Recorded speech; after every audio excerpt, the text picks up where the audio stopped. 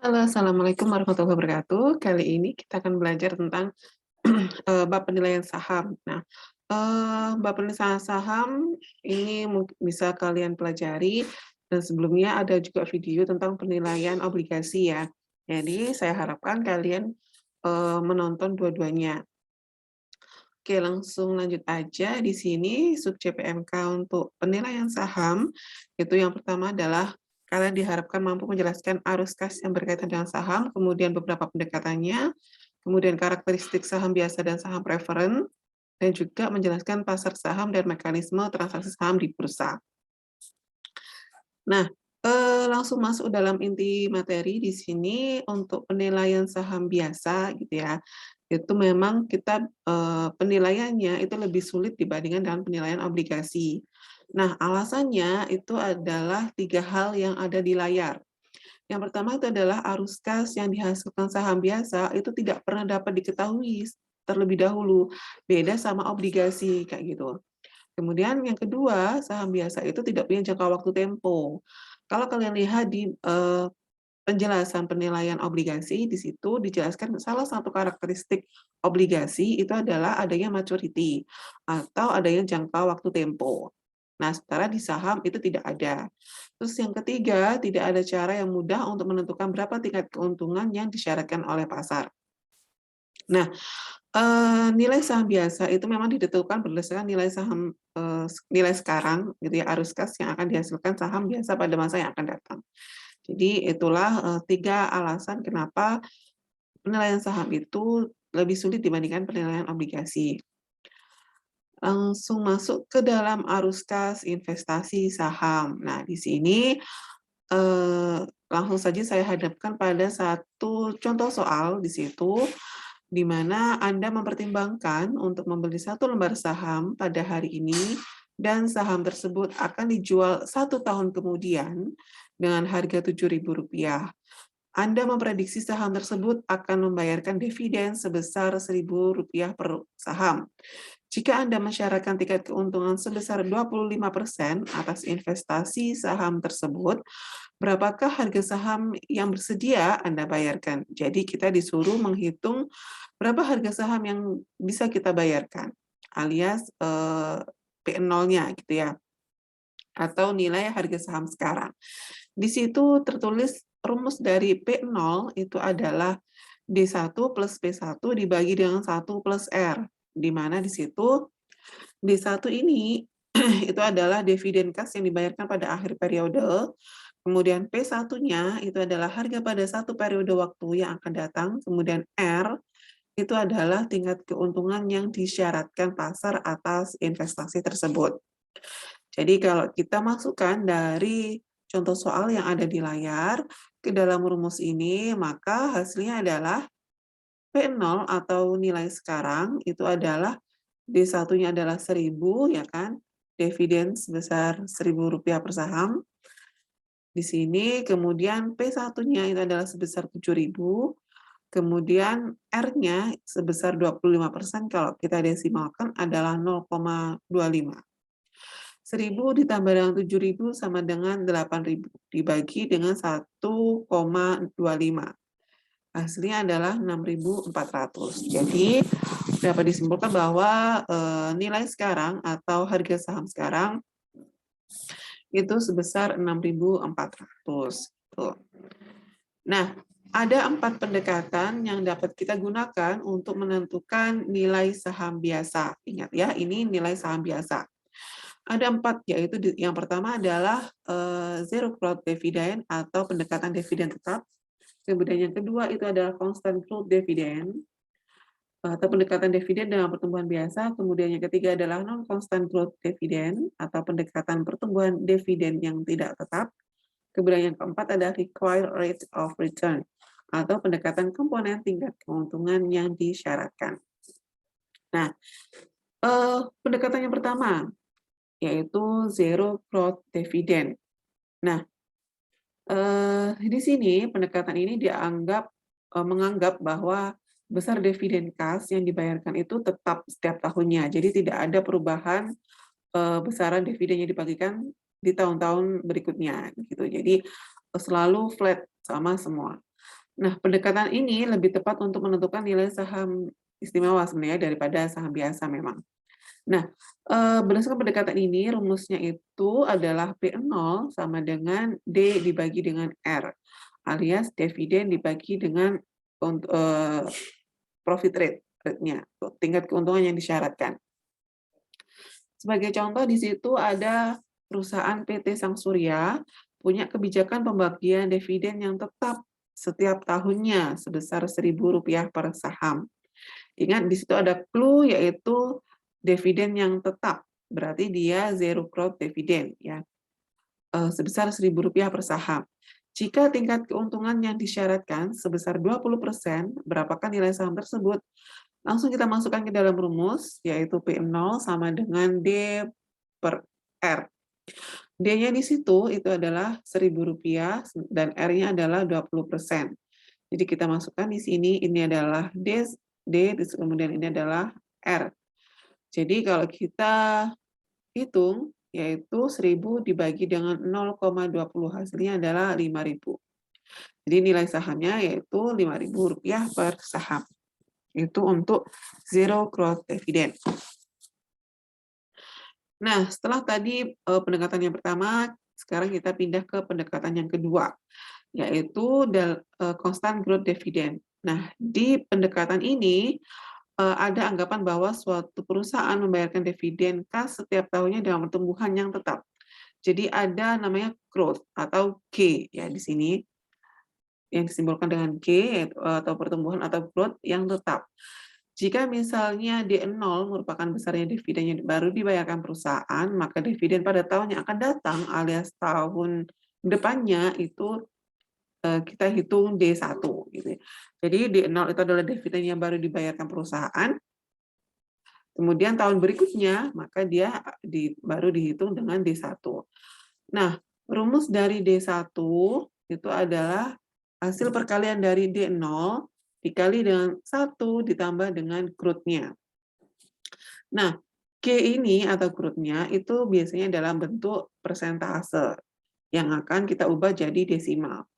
Nah, tadi kan kalau misalkan D0 itu adalah dividen yang baru dibayar ke perusahaan dan D1 itu adalah dividen yang akan datang di tahun yang akan datang, maka kalau untuk 2 tahun yang akan datang alias di tahun ketiga, maka kita tulisnya D2 gitu ya. Maka 2 tahun yang akan datang itu pakai D2. Nah, D2 itu rumusnya adalah D1 ditambah 1 plus G. Ya, kalau D1 tadi kan D0, kalau D2 D1. Berarti kita masukkan D1-nya tadi adalah rumusnya ini, kita masukkan ke dalam sini, D1 kita substitusikan ya. D1 itu adalah D0 dikalikan 1 plus G, dikalikan 1 plus G lagi gitu. Jadi kalau kita pampatkan, kalau kita ringkas, maka hasilnya adalah D2 itu adalah D0 dikalikan 1 plus G pangkat 2. Nah, jadi kalau kita lihat dari formula tadi, kita dapat simpulkan bahwa DT atau dividen di tahun T itu hasilnya rumusnya adalah D0 dikalikan 1 plus G pangkat T. Begitu. Jadi kalau mau mengukur D4 hasilnya ya berarti D0 dikalikan 1 plus G pangkat 4. Seperti itu. Nah, investasi dengan arus kas yang tumbuh pada tingkat yang tetap untuk selamanya disebut dengan growing perpetuity ya. Jika D0 adalah dividen yang baru dibayar dan G adalah tingkat pertumbuhan dividen yang tetap, maka nilai saham dapat dihitung dengan cara berikut. Nah, tadi kan kita udah menghitung dividennya. Itu belum berakhir ya. Jadi kita harus menghitung dulu ada rumus lagi untuk tahu nilai saham atau harga saham. Nah, yaitu P0 sama dengan D0 dikalikan 1 plus G dibagi R minus G. Atau D1 sama dengan 1 per R min G. Ini, jadi kalau rumus sebelumnya, ini adalah untuk menentukan dividennya. Kalau rumus yang ini, itu adalah untuk mengetahui nilai saham. Nah, langsung aja contohnya di situ ada soal, anggap aja dividen kas yang baru dibayarkan itu adalah 230. Jadi di nolnya dividen yang awal banget itu adalah 230 dan tingkat diskonto atau tingkat keuntungannya yang disyaratkan itu adalah 13% dan tingkat pertumbuhan dividen yang tetap sebesar 5%. Jadi kalau kita diketahui di situ di nolnya di situ adalah 230, sementara R-nya adalah 13%, atau kalau kita desimalkan adalah 0,13, sementara G-nya itu adalah 5%, atau kalau kita desimalkan 0,05. Maka kalau kita masukkan ke dalam rumus, harga atau nilai saham itu adalah tinggal dimasukkan di sini, D0-nya 230, G-nya tadi adalah 0,05, kemudian R-nya 0,13, dan G-nya 0,05. Yang dalam kurung kita kerjakan dulu ya. Jadi 230 dikalikan 1 ditambah 0,05, hasilnya adalah 1,05. Kemudian yang di bawah yang 0,13 dikurangi 0,05 itu adalah hasilnya 0,08. Kalau kita kalikan dan setelah itu kita bagi, hasilnya adalah Rp3.019.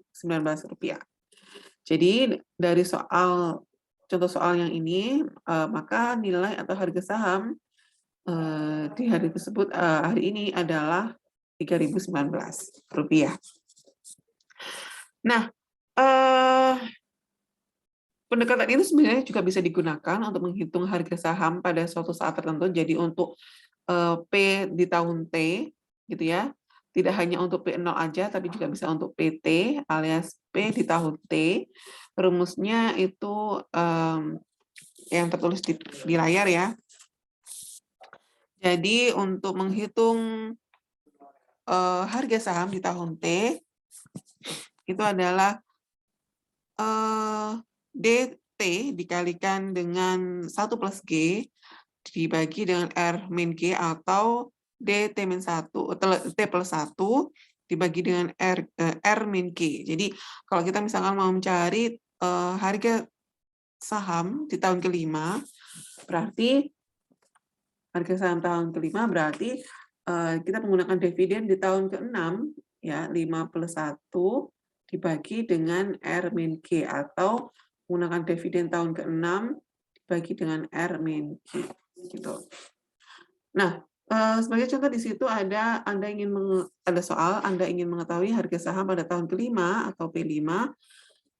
Pertama-tama kita harus tahu dulu dividen kelimanya dulu, kemudian karena dividen kas yang dibayarkan sekarang 230 dengan tingkat pertumbuhan 5% per tahun, maka dividen pada tahun kelima adalah, nah, dividen tahun kelima itu adalah rumusnya, ingat ya tadi, 230 D0 ya, D0 dikalikan 1 plus G di pangkat 5 gitu ya. Jadi ingat tadi DT sama dengan D0 dikalikan 1 plus G pangkat T. Kemudian di situ Kemudian di situ ada Rp230, kemudian G-nya itu adalah 0,05 pangkat T, pangkat 5. Jadi hasilnya kalau kita kalikan adalah sejumlah itu Rp293,5. Nah, tidak berhenti di situ, berlanjut di price ke-5, tahun ke-5, harga saham di tahun ke-5. Maka kita pakai rumus yang ada di sini. Kita masukkan di sini ya. DT dikali 1 plus G dibagi R per G. DT-nya di situ kita pakai D5. Maka D5 dikalikan ini 1 plus G pangkat 5 dibagi R min G. D5-nya tadi sudah dapat. Hasilnya di sini 293,5 dikalikan 1 plus 0,05 pangkat 5 dibagi dengan 0,13 minus 0,05. Ini kita hitung dulu. 1 plus 0,05 ini kita hitung dulu. Gitu ya. Kemudian baru dikalikan dengan ini, kemudian baru dibagi dengan hasil pengurangan dari 0,13 dikurangi 0,05. Hasilnya itu adalah Rp3.852. Jadi harga saham di tahun kelima atau P5 itu adalah 3.852. Nah, sekarang kita pendekatan yang ketiga, yaitu non-constant growth dividend. Pendekatan ini itu memang lebih ke mendekati realitas ya, karena dividen cash yang dibayarkan perusahaan itu tidak ada yang tetap memang setiap waktunya. Jadi tahun sekarang dengan tahun besok itu tidak akan tetap. Nah, dividen itu bisa naik turun gitu ya, jadi tergantung dari perusahaannya. Maka kalau dengan kondisi seperti itu, kita menggunakan pendekatan non-constant growth dividend. Nah, sebagai contoh di situ diperkirakan suatu perusahaan baru membayar dividen pertama kali pada tahun kelima. Jadi sepanjang tahun 1 sampai 4 dia nggak pernah bayar dividen dan baru dibayarkan di tahun kelima sebesar Rp500 per saham. Diharapkan dividen kemudian tumbuh sebesar 10% dalam waktu yang tidak terbatas. Dengan keuntungan disyaratkan atas saham perusahaan sebesar 20%. Nah, berapa harga saham perusahaan tersebut sekarang? Jadi, dari situ, dari contoh yang ada di situ, kemudian kita bisa hitung di situ ya, P4 berarti. Tingkat ya, jadi di sini ada rumus PT sama dengan DT dikalikan 1 plus G. Nah, untuk kita hitung dulu tahun keempat. Kalau kita menggunakan dividen growth model, harga saham tahun keempatnya, ya itu adalah D4 dikalikan 1 plus G.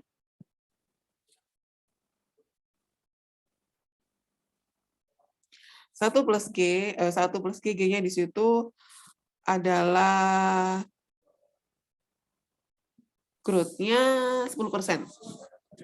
Jadi, nah ini, di sini mungkin ada sedikit kebingungan dari rumus. Sebenarnya kalau kenapa D4 dikali 1 plus G dibagi R min G itu tiba-tiba hasilnya adalah D5, karena kalau kita perhatikan sebenarnya di sini D4 1 plus G itu adalah rumus dari D5. Jadi karena kan di sini yang diketahui itu adalah dividen tahun kelima gitu ya.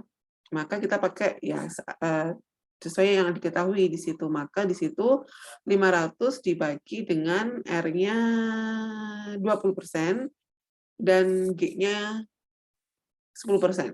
Jadi 500 dibagi dengan 0,20 dikurangi 0,10. Hasilnya adalah 5.000. Ini adalah harga di tahun keempat.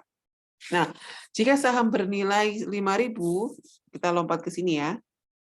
Harga saham bernilai 5.000 pada tahun keempat, maka dapat dihitung nilai sekarang saham tersebut dengan mendiskontokannya dengan harga saham pada tahun keempat dengan diskontonya 20%. Maka di situ pakai P0 sama dengan P4 dibagi dengan 1 plus R pangkat 4. Ya. Nah, di sini P4-nya adalah 5.000, ini masuk di sini. Kemudian 1 plus 0,2 R-nya, ya kan? R-nya adalah ini 20% pangkat 4. Nah, hasilnya adalah 5.000 dibagi 2,0736, atau kalau kita bagi hasilnya adalah Rp2.411. Jadi untuk harga saham perusahaan tersebut sekarang, ini untuk menjawab pertanyaan ini, itu adalah Rp2.411. Gitu ya. Jadi karena memang di situ diketahui tahun kelima, maka kita hitung mundur dikit, gitu ya. Di sini kan dividen pertama kali pada tahun kelima, maka untuk itu kita harus tahu P4-nya dulu gitu. Kita menghitung P4-nya dulu, baru kemudian P0 gitu. Karena dalam P4 ini rumusnya kan ini ada ini, nah ini adalah sama dengan D5. Gitu. Kita pakai dividen tahun kelima karena yang diketahui adalah dividen di tahun kelima. Gitu. Nah, permasalahannya adalah pada pendekatan ini tuh karena dividen yang tidak tetap, maka ada beberapa tahun pertama itu mungkin tidak nol gitu. Kalau soal sebelumnya ini kan dia memang beberapa tahun awal dia dividennya adalah nol. Nah, bagaimana kalau di awal dia itu enggak nol, sudah ada pembagian dividen, tapi pertumbuhannya nggak tetap. Jadi dividennya itu habis di tahun pertama. Kalau yang ada kalian lihat di sini, yang saya kotai itu tahun pertama dia dividennya 100. Tahun kedua ternyata naik jadi 200. Tahun ketiga ternyata 250 gitu ya. Jadi naiknya juga nggak konsisten gitu. Nah, maka kalau dengan kondisi seperti ini dan diketahui bahwa di situ growth-nya itu adalah sebesar 5% per tahun, kemudian R-nya itu adalah disyaratkan itu adalah 10%. Nah, berapa nih harga saham tersebut hari ini alias berapa P0-nya gitu ya. Maka caranya adalah kita hitung dulu P3 karena di sini diketahui sampai P3 kan. Nah, maka di sini kita masukkan D3-nya itu adalah 250 di sini gitu. Kemudian dikalikan dengan 1 plus 0,05. Kemudian R-nya tadi 10% ya, 0,10. Kemudian G-nya itu adalah 5% atau 0,05. Nah, kita masukkan di sini, maka kita kerjakannya dalam kurung. 1 plus 0,05 adalah 1,05. Langsung dikalikan. 250 kali 1,05 dibagi dengan 0,05. Hasilnya adalah sekian, 5.253. Itu adalah P3. Gitu ya. Nah, lantas berapa P0-nya? Nah, P0 kalau dari kita tahu rumusnya ada dividennya beda-beda itu, maka kita pakai karena diketahui sampai 3 tahun, maka kita pakai ini hasil penjumlahan dari rumus ini. D1 dibagi dengan 1 plus R pangkat 1 sesuainya ya. D2 ditambah dengan D2 dibagi 1 plus R pangkat 2, kemudian ditambah D3 dibagi 1 plus R pangkat 3, dan ditambah dengan P3 1 plus R pangkat 3. Nah, ini kita semua dihitung, kemudian dijumlahkan, ketemulah hasilnya di sini Rp4.388. Itu. Jadi beda ya treatment antara apakah dia beberapa tahun pertamanya itu diketahui ada pembagian dividen atau tidak. Kalau tidak ada pembagian dividen, kayak yang tadi. Sementara kalau ini yang dividennya sudah ada, sudah diketahui, maka rumusnya pakai yang ada di layar gitu. Nah, untuk pendekatan yang keempat atau required rate return di sini tingkat keuntungan yang dianggap itu memang sudah ada di situ. Dikiranya pakai dividend growth model. Nah, rumusnya itu ya. Nah, contohnya di sini adalah anggap aja saham Unilever, ini anggap aja ya. Dijual hari ini itu adalah Rp2.000 per saham. Dividen pertama, tahun pertama sebesar Rp100 per saham. Dan diperkirakan akan tumbuh terus 10% per tahun. Berapa tingkat keuntungan atau tingkat pendapatan saham tersebut? Nah, kita disuruh nyari tingkat keuntungan atau R, ya kan? Kita disuruh nyari R-nya. Kayak required rate return. Jadi kita disuruh nyari R. Kalau sebelum-sebelumnya kan kita disuruh nyari P sama D ya. Maka sekarang kita ganti. Jadi yang dicari adalah R. Nah, rumusnya adalah dividend yield, R sama dengan dividend yield ditambah dengan capital gain yield. Nah, rumusnya adalah D1 dibagi dengan P0 ditambah dengan G. Nah, D1 di sini itu adalah tadi Rp100 per saham, ya kan? Ini. Terus kemudian dibagi dengan P0, harganya hari ini, itu adalah 2.000, ditambah dengan capital gain-nya ternyata 10%. Ya kan? Maka 100 dibagi 2.000 adalah 5%, ditambah dengan ini 10%, hasilnya adalah 15%. Jadi, berarti saham dari Unilever, tingkat pengembalian, tingkat pendapatannya, itu adalah yang diharapkan, ya, yang diharapkan itu adalah sebesar 15%. Nah, dengan menggunakan tingkat pendapatannya yang disyaratkan sebesar 15% dari yang tadi ya, kan hasilnya tadi 15%, maka P-nya itu adalah harga saham di tahun pertama itu adalah rumusnya sama kayak sebelum-sebelumnya, tinggal dimasukkan. Nah, hasilnya adalah 100 dikalikan 1 plus 0,10, dividennya kan tadi 100 ya, kalau kalian perhatikan di sini, Rp100 per saham. Kemudian kalau kita masukkan di sini, growth-nya tadi adalah 10%, maka R-nya adalah 15%, dikurangi 10%. Hasilnya adalah 2.200. Nah, kalau 3 pendekatan sebelumnya kan kita menggunakan dividen gitu kan. Dividennya udah kita disuruh mencari dividen, baru kemudian price. Nah, kalau di sini kita untuk yang pendekatan keempat, kita nyari dulu R-nya dulu, baru kemudian kita bisa menghitung P-nya gitu. Nah, sudah kita belajar soal tadi ya pendekatan-pendekatan, sekarang kita tahu belajar tentang ciri saham biasa dan saham preferen. Nah, saham biasa itu memang atau common stock ya istilahnya, itu memang saham yang di mana menempatkan pemiliknya di paling akhir dalam pembagian dividen dan hak atas kekayaan perusahaan. Jadi kita sebagai pemegang saham itu letaknya ada di bagian paling akhir gitu ya dalam bagian dividen. Nah, dividen ini akan dibayarkan jika perusahaan memperoleh keuntungan atau laba. Ingat, harga jual saham itu belum itu tidak sama ya dengan laba. Jadi kita tidak bisa menentukan harga saham itu, oh berarti otomatis ini harga laba besaran labanya itu sekian itu. Jadi belum tentu. Tapi dari keuntungan atau laba tadi itu akan menentukan besarnya dividen yang akan kita dapat gitu. Nah, besarannya itu juga besaran dividen yang kita dapat itu juga tergantung dari berapa besar persentase saham yang kita miliki di perusahaan tersebut gitu ya. Jadi kalau kita semakin banyak pegang saham di perusahaan, maka otomatis dividennya juga akan semakin besar. Begitu juga kalau persentase saham kita dikit, ya otomatis dividennya yang kita dapatkan itu juga semakin kecil gitu ya.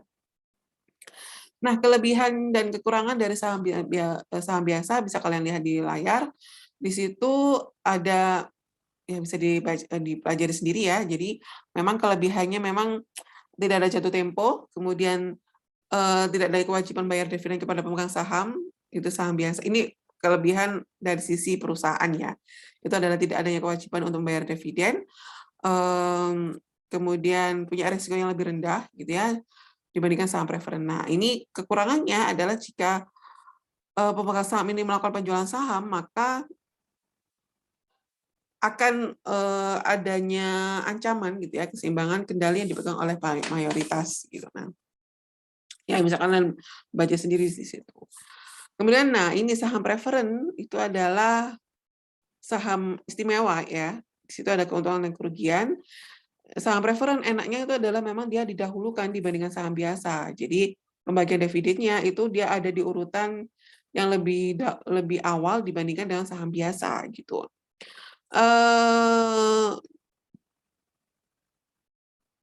Jika perusahaan bangkrut atau dilikuidasi, pemegang saham preferen itu yang diprioritaskan mendapatkan aset perusahaan. Jadi kalau perusahaan itu dinyatakan bangkrut atau pilot gitu ya, maka si pemegang saham preferen dia yang didahulukan untuk pembayaran kembali permodalan gitu. Mendapatkan aset perusahaan, dia diprioritaskan di situ dibandingkan saham biasa gitu.